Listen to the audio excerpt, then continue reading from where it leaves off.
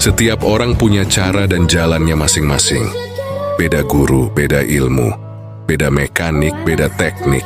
Pengalaman juga nggak pernah sama karena jam terbang kita semua berbeda. Ingat, putih belum tentu bersih dan hitam belum tentu kotor.